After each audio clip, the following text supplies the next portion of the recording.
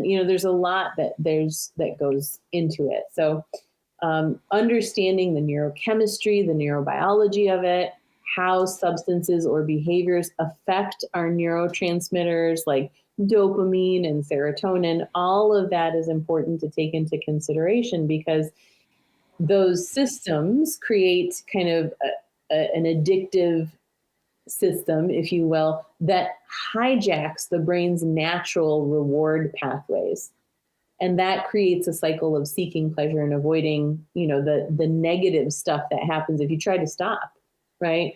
Because remember, like, if you try to stop something, then there's withdrawal, there's negative emotions, and nobody wants to feel those. So then what do? It just reinforces going back into the use of, or the behavior of, fill in the blank, right?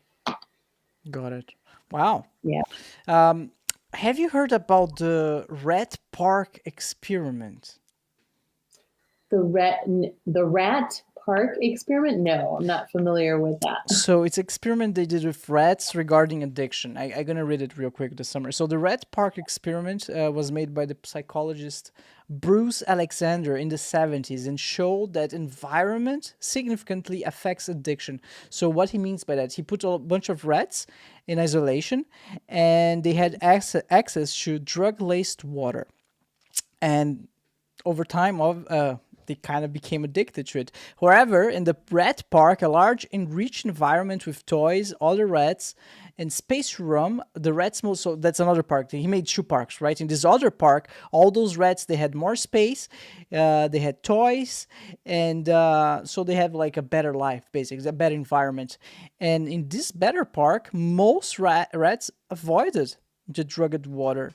And they prefer the normal water, so they have access to both waters. They all prefer the plain water. So the conclusion that the psychologist Bruce Alexander, his conclusion was that the addiction is heavily influenced by social and environmental factors, and not just by the substance itself. So.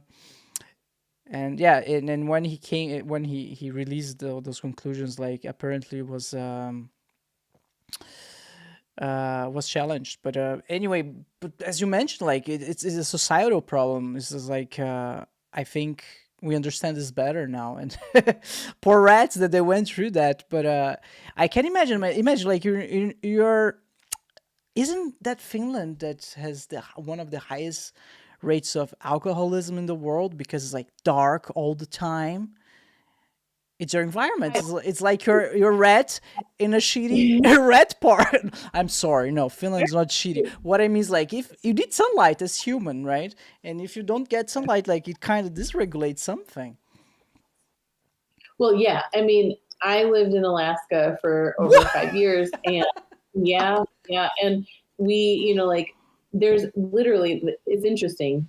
There are many groups that probably do this, but the National Pediatric Association literally draws a line across the United States and says, if you're above this line, that means you're getting less sunlight, which means that you've got to kind of protect yourself and make sure that you're, getting the right vitamin D dosages, to be able to function well and nicely. Now, interestingly enough, I think it's really important to take into consideration a person's likes, dislikes, propensities.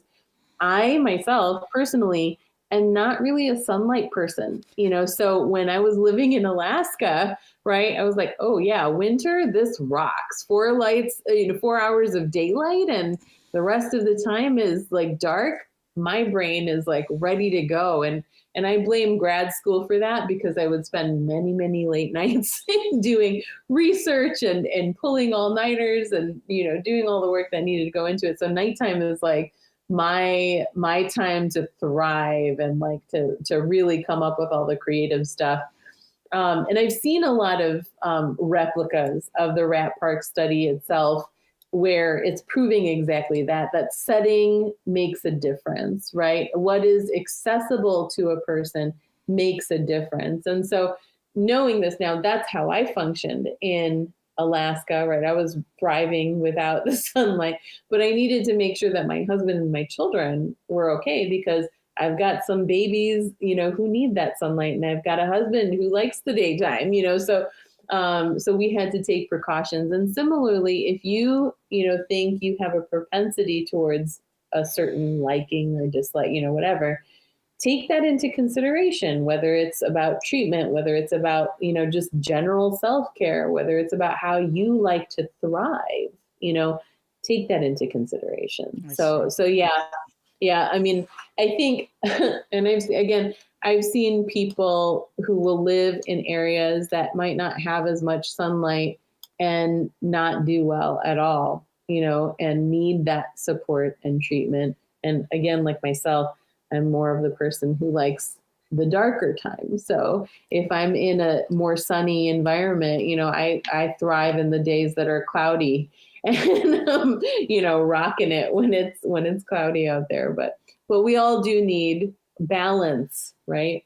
That's, I think, what the takeaway message is whatever the propensities are, it's important to have balance. I see. Balance. That's so interesting. And it also comes back to what we were talking earlier, that everyone's a little bit different. Everyone's needs are a little bit different. Why you thrive in the darkness? Some people won't. Like everyone's different. So you lived in Alaska. You just decided to drop that now. That's so interesting. Yeah, my favorite place ever. I'm originally